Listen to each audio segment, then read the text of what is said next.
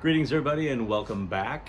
Today we're going to dive into something that if you own one of these cars long enough you will no doubt have to deal with, and that is instrument cluster issues, mostly light bulbs. If it's a little dim and you want to perhaps upgrade the lighting, make it a little brighter.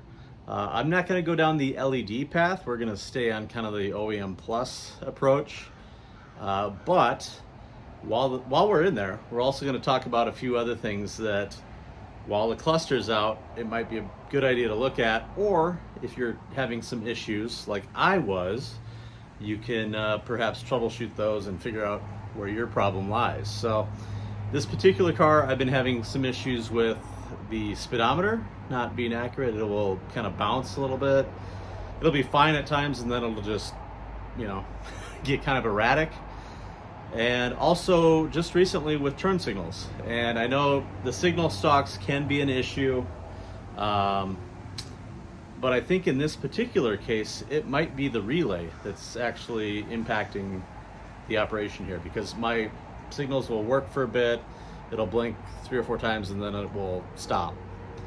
And so I have a new relay right here that we can try and see if that cures things, and that you can actually kind of sneak in and out if needed to test. It is behind the cluster, but it's not that horrible. But we're going to take the cluster all the way out, get it on the workbench. We're going to change the bulbs. So obviously do your homework before you start this job and turn on your headlights at night in the garage or something and just see how your cluster looks. Obviously if you've got a dark spot in one quadrant of your tack or something, make note of where the bulbs are burnt out, because I'll order a whole set of brand new bulbs and I'll change them all, but I do like to hang on to the old ones as spares, and obviously I don't want to hang on to the old burnt out bulbs, so we want to get, obviously discard those in the process. So I'm going to go ahead and get into the car here, and we're going to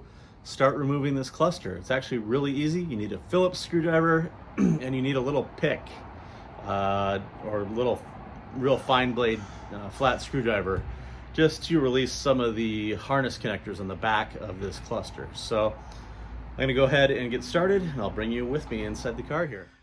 Okay, so now that we're in the car, you can see I've got a couple of dark spots. So here at red line, that bulb is out. And there's a bulb out on the low quadrant here of the speedometer, but the rest of them look pretty good. So I'm going to make note of that, and we're going to get this cluster out. And the first step is going to be to put your wheel all the way down and get yourself a towel, because you're going to want to protect this cover right here. As you pull the cluster out, you don't want to risk scratching that. So yeah, tool list, I'm going to say a towel, a Phillips screwdriver, like there, a small pick, and also I should mention if you have a plastic pry tool, so just kind of a straight with just a bend on the end, that's going to be actually very helpful in sticking up on the top of this cluster here when we want to remove it. And you'll see once we get to that point, I'll show you, but without that, it can be a little bit of a bugger to get these out. Some cars are easy, some cars will fight you. But if you've got that little tool, then you can just sort of zip it along and they come out with relative ease, I would say. So there are 2 Phillips screws. Let me get some better lighting for you and we'll get started. So the first screw you need to remove is right above the ignition. You can see that little hole right here. So there's a Phillips screw up in there. And the other is on the other side of the wheel, just right there, that hole there next to the column stock. Very, very easy. Let's go ahead and get those out. Okay, 2 screws are out. The next step here is also very easy. You just simply pull this end of the cluster out, and then this end has a little peg in it, and it will come towards the driver's side, like so. And you can see the little hole on the end, that's where your peg goes into. So we'll get that piece of trim out of the way. And now we have By the way, I think Audi realized that we'd be working on these since they gave us screw holders. Anyhow, there's another Phillips here, another one right here, and there should be one right here that this particular cluster is missing. So I'm going to go ahead and remove those, and then it's going to be time to get the cluster out. It's also the important time to put your towel over the top of your steering wheel cover. Okay, now we're going to pull this cluster out, and I'm not sure I can show it on camera here because I need both hands.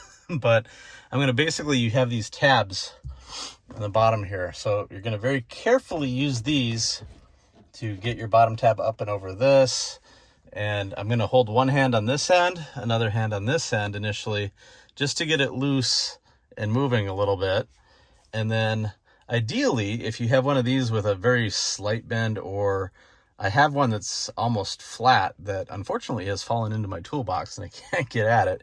That's my preference. It's actually thin and flat, and I can use it on the top here in order to just gently give it a little shim to keep the top from basically getting some bite along the underside of the dash there. That's usually what is holding you up. If you can get that to kind of rock out this way, you know, using that shim a little bit, and I'll actually be pulling from this end and I'll have the shim in about here and then come out with both of them a little bit, it usually will come loose. Getting them out just from the bottom using your hands, most cars will fight you a bit on that. So just keep that in mind. If you do have these plastic tools, it makes things way easier. Okay, so if you're having trouble, this is what position I used on this particular cluster to get it out. I essentially wedged my tool just over the top here, and that gives the cluster something to slide on up here. And then I've got my fingers back behind this corner, kind of guarding this from scratching your dash, and then my other hand under this corner, and I'm just working it out. And at this point, it's already popped loose. Using this as the slide did the trick. So right up on this part. I know the last time I took one of these out on a car, I had to be right here.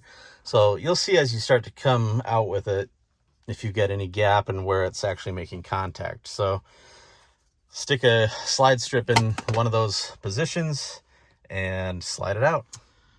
And at this point, you can see I've got it just resting kind of out towards the passenger side here. And at this point, I'm going to switch seats. I'm going to go hop in the passenger side because we need to start unhooking things. So let me get over there and we're going to continue removing this cluster. So at this point, I want you to see how I'm in the car. I'm actually crouched in this car. It just makes it easier to get at the back of this cluster to disconnect everything. So let me flip the camera around. And now we can see the back of the cluster. This is your door chime warning. And this is simply just a little connector that you kind of wiggle to unplug, which I cannot do one-handed, but it's just a little plug-in connector there. There's a black connector right here. And for this one, you're gonna want a little pick tool to release the ears on the top and the bottom. These lights, these are your warning lights on the top of your cluster. These are just usually a quarter turn type of deal to get to the removal point. And I'm not gonna do this one-handed because I don't wanna break anything as I try here. Further down, you have the red connector. Sorry, I'm trying to get a good shot. That purple tab needs to get pushed back, so that will pop open, and then you can rock this connector out.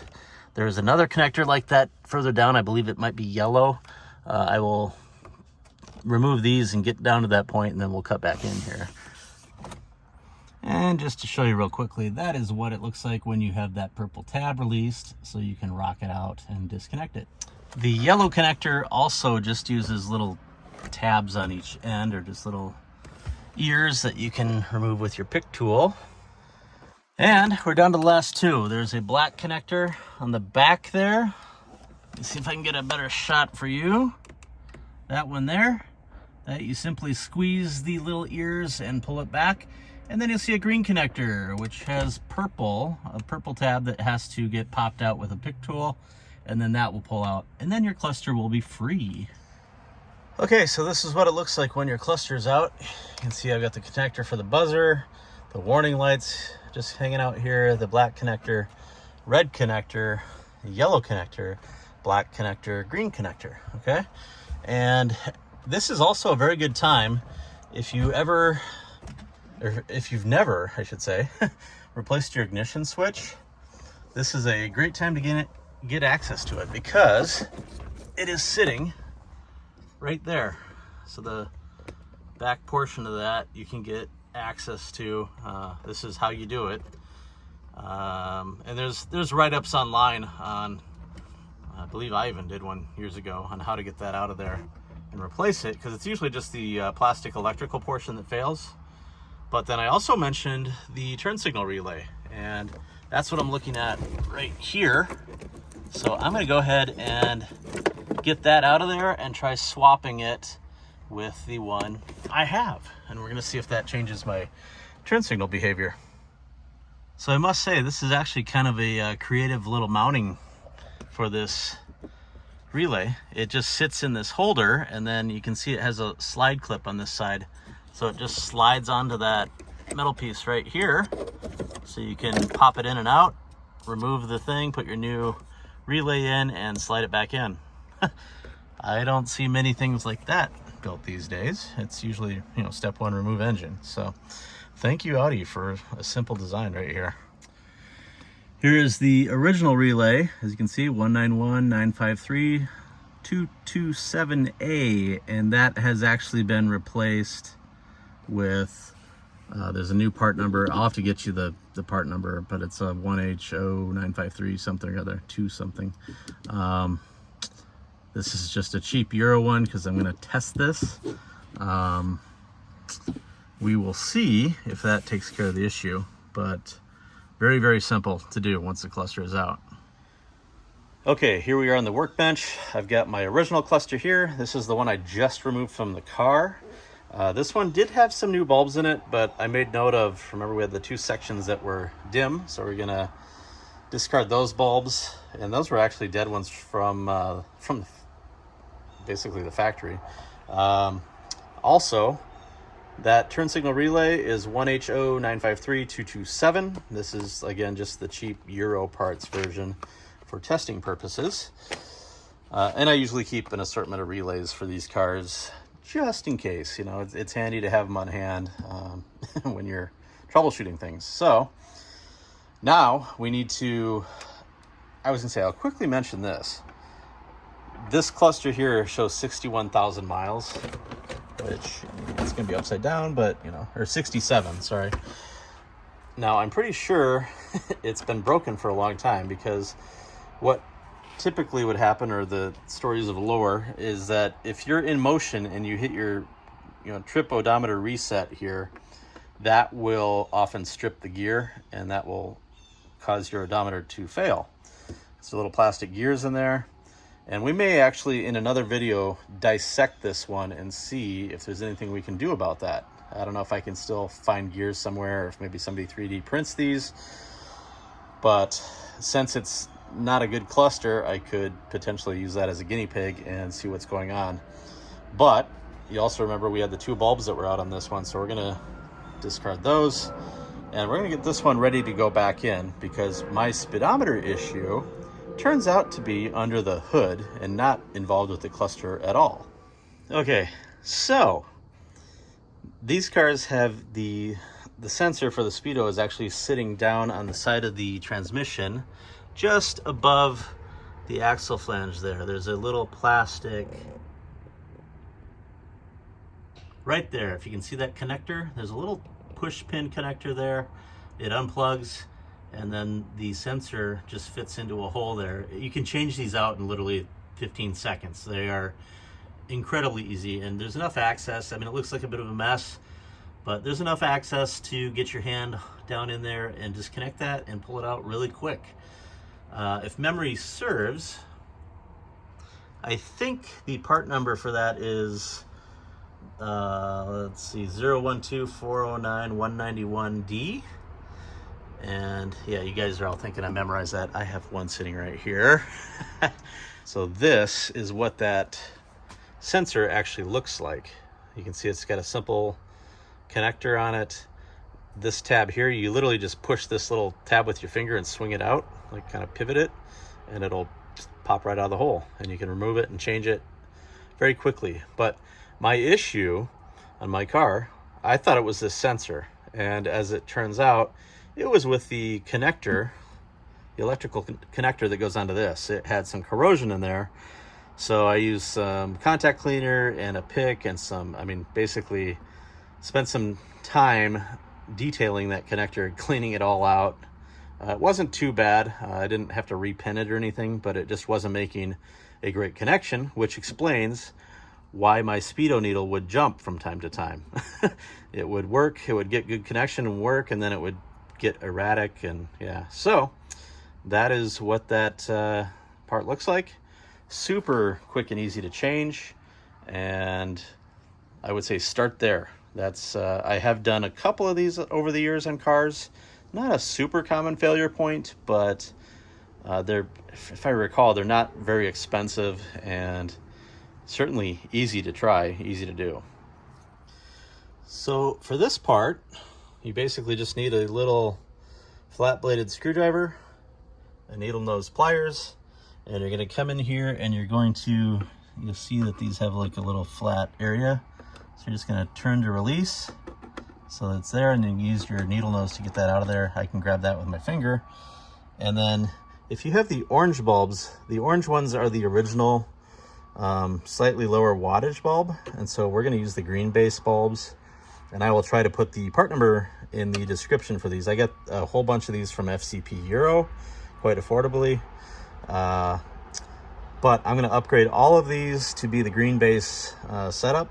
And so you're basically just going to go and you're going to do all of your lights everywhere you've got them. You're going to change them over, and you can see there's a couple of these blue base ones. I don't have replacements for these, but we are going to be doing all of those, and I'm going to have to open this up, and we'll get to that here in just a minute. I'm going to get the initial stuff transferred, and then we'll crack this open. Okay, so there are a couple of T9 Torx that sit right here and right here, just little Torx screws, as you can see. So you're going to basically undo those. This connector here actually goes to your outside temp display, and that unit sits down in here. There's a couple little screws that hold that in. Not worried about that because this is actually on a hinge, so you can see I can just fold this back. And it's kind of interesting because I have two different clusters here. The one that you see now is a 1992, and obviously when you put this back and forth, don't just let it slam down, because you can see these connectors made up here and here, like so. But yeah, the couple differences between the 92. If you look at the designs, you can see this is a 93 cluster, that's a 92. Just a little back and forth, nothing major. And as I pull, in a moment, I'm going to run and grab my 95 cluster. You can see that is vastly different than these. So there's quite a bit of changes. As you know, they went digital with the odometer, and we'll take a look at that one here in just a minute. If you have a 95 S6 or a later car and you need to change your bulbs, we'll be doing that as well. So just, we're going to finish working on the early one here, and then we'll turn our attention to the later cars. Okay, back to the clusters. We've got our 93 S4 cluster, this one with the broken odometer, otherwise good. And this was actually built in 92, 93 model year, because it has no trip computer. This is a 95 cluster with digital odometer, and the only problem I have with this is it's got a cracked bezel there. It's a little dirty, it's been in storage, but let me flip these over for you, and you can see that the differences are a little more substantial on the back side of this. All right, I flipped them over one more time just to orientate these better for the camera, and you can see right away the differences are pretty significant. You know, the old door chime buzzer here is now integrated into the board here. The circuit board type itself, you can tell right here, we got the old school setup versus a nice modern, or far more modern. This side is still the old wafer setup, but again, with all the bulbs. These are just recessed in here. You can gain access to them. It's actually a pretty slick setup on the S6. You have pretty decent access to the bulbs and whatnot. They just give you a little recessed hole. It can be a little tricky to get out of there. I mean, you're gonna need a little fine, pick or something to fish it out with, but not that big a deal, or just flip it over, obviously, when you get them all loose. But yeah, this is definitely an improvement. Digital odometer, more modern board. Like these were more prone to having connection issues or solder joint issues. But yeah, these are generally pretty good. And of course, you don't have to open up the clamshell on these. You can pretty much gain access to the bulbs and everything right here. So pretty easy to do bulbs on the S6. So in order to open this cluster up, there are 8 Torx, similar to the ones used over here. There's just 2 here, and that's a hinge design. Here you have 8, so you have all of them going around the edges here, plus 1 right here. And then you also want to take apart the outside temp connector right here, which is 2 tiny little Phillips screws there.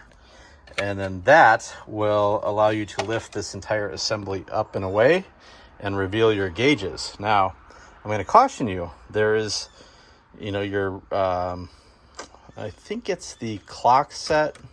It's backwards from here, so I'm trying to visualize this, but I believe it's your clock set here and your trip reset here. There's a spring, and I'll show you this once I pull it off, but don't just rip it apart. Take it apart, should be obvious, but slowly and carefully, so that you don't have these bits just go flying and you forget how they go together. But we're going to take this off right now and I'll show you. And this is basically all you see when you remove that. Sorry, wrong cluster. When you remove that, you've got your outside temp display right there, and then just the inside of your gauge faces. So it's a good time to actually clean that if you need to. And then on this side, I'm actually holding it because I did not remove that connector, that blue connector down there. You'd have to unplug that. But here you can kind of see the assembly. It's a much more modern design with that circuit board. Very nice. And not really much to do here. So this is just kind of showing you what it looks like on the inside, but you can see you got that clock set there, and that one needs to have the spring on it, so that's why I disassemble it this way, and I'll have to set it back in place very carefully just to make sure everything gets lined up. And obviously when you put it back together, you also need to be careful not to damage your gauges. Okay, so now I'm going to put that cluster back into the car. Now that we got the bulbs changed, we're going to simply plug things back in the reverse order. So start with the far plug and push it in. Remember to push down the purple retainer clip and just get it into position. It's a very quick and easy job. I mean, I'm taking my time filming this, and it's perhaps a half hour, if that. So don't feel intimidated. This is actually a pretty straightforward job. So here we are after, and annoyingly, even though I replaced the bulb down here, either I've got another dead new one, because I actually took both of those out. I have, this one's working now, but this one, the one that I put in specifically right here, is also dead. So that, it's a different cluster. It's pretty rare that both clusters would have a board issue right here. So I think I've just got another dead bulb, which is pretty annoying. That's out of the set I got from FCP, I probably had 4 that were DOA. But the rest of everything else is looking good. And I think we're gonna send it and see if it works now. So as usual, thank you for watching. I hope this wasn't too boring. Hope you learned something. If you're new to these cars, pretty simple to work on a lot of things. And like you see, as long as you've got a pry tool of some sort, getting the cluster out is actually not that big of a deal. So go ahead and change your bulbs. I'll try to put a part number in the description and also in the video to kind of give you an idea of what bulbs to order if you want to go to this green base factory bulb fitment. So thanks again. We'll catch you next time.